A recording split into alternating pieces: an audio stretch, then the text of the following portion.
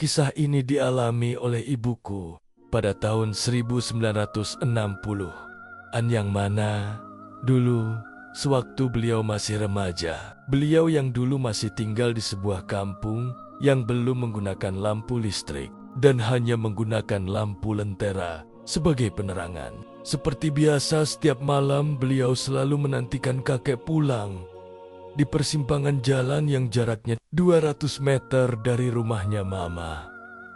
Tetapi malam itu hujan turun pelan dan suasananya terasa berbeda. Dan entah kenapa pada saat itu Mama merasa sangat gelisah dan takut. Katanya seperti ada sosok yang memperhatikan Mama, ditambah juga gemercik rintik hujan pada saat itu.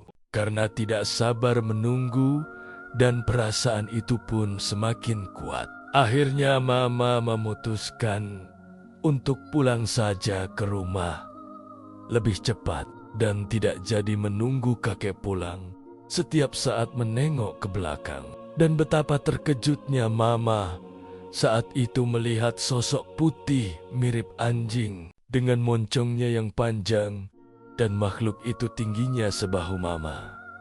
Mama pun berlari dengan langkahnya yang sangat cepat. Karena sangat ketakutan dan tanpa pikir panjang, Mama terus berlari sekuat tenaga.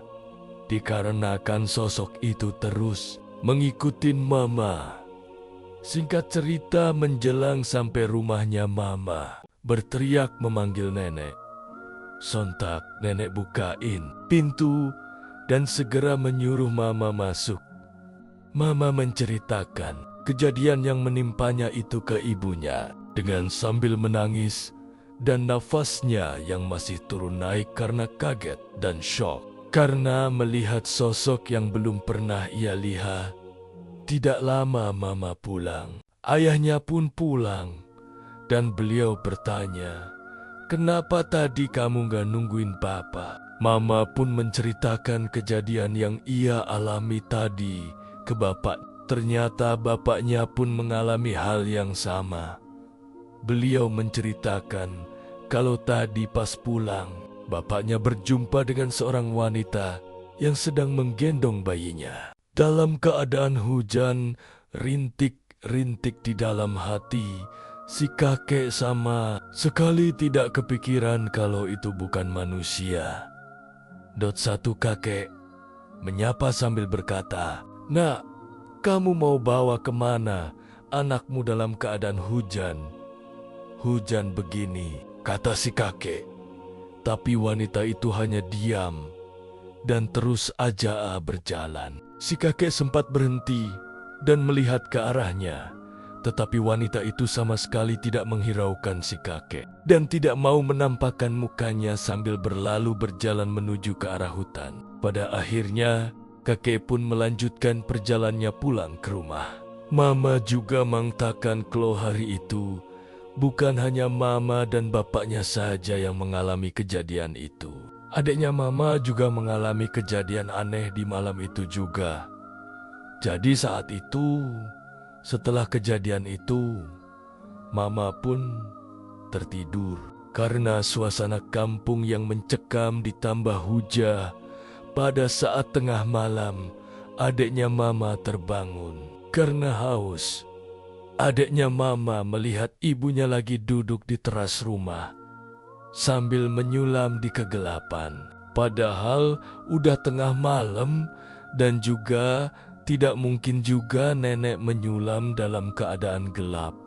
Adik Mama menyuruh ibunya masuk karena sudah malam. Akan tetapi nenekku hanya diam saja dan adiknya Mama pun akhirnya masuk ke dalam kamarnya. Karena beliau masih merasa mengantuk dan membiarkan nenekku di depan sendirian.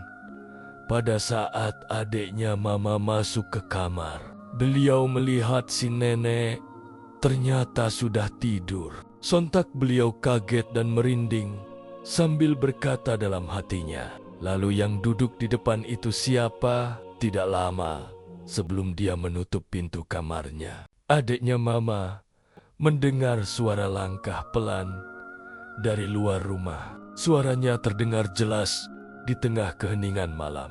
Tap, tap, tap. Suara itu perlahan mendekati pintu kamar. Tidak ada yang membuka pintu, tidak ada suara lain. Setelah itu hanya sunyi panjang yang membuat semua orang terjaga malam itu, merasa seperti sedang menunggu sesuatu yang tidak terlihat.